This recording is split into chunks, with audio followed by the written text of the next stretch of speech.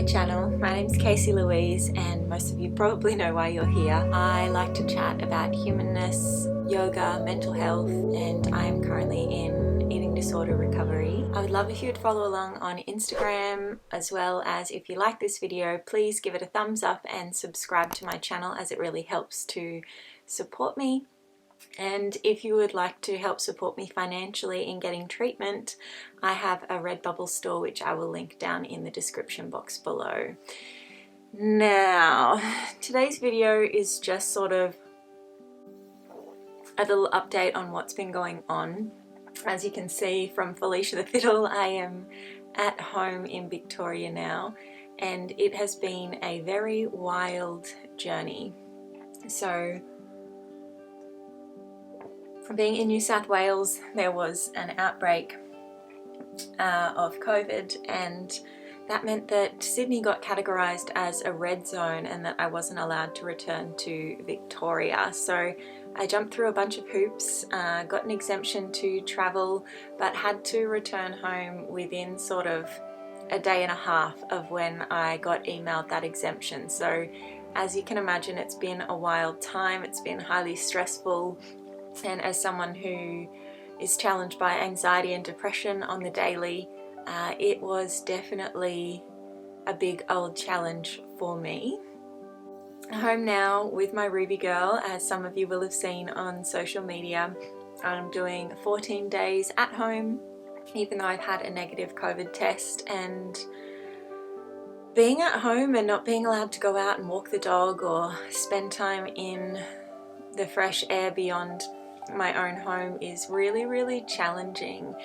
And so I guess what I wanted to touch base with here today is how important it is to know what helps and supports you and to be able to choose it. Now, seeing as my daily walks with Rue have been taken away, it's meant that I've needed to lean on a lot of mindful distraction because I've got lots of thoughts and feelings that are challenging me. And so I, thanks to a few friends, have picked up macrame, which I might even begin to sell on my website to help support that little hobby. I've been crocheting, I've been watching Netflix, and I also really like to do Sudoku or something that does occupy my mind that little bit to help distract me from the wild vastness of my experience of emotions when I know that it's not a particularly safe time for me to sit with all of those feelings. And so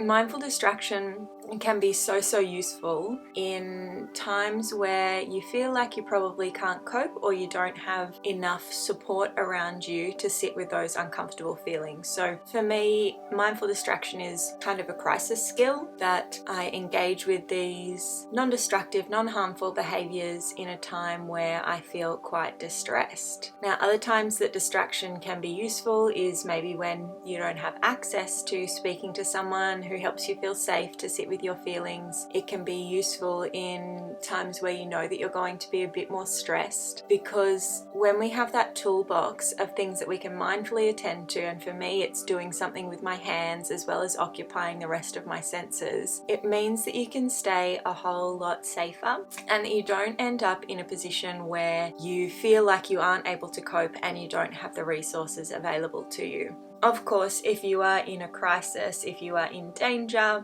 make sure that you reach out to crisis support lines, which I've also linked down as some resources below. But in the case of an emergency, always dial emergency services, which in Australia is your 000.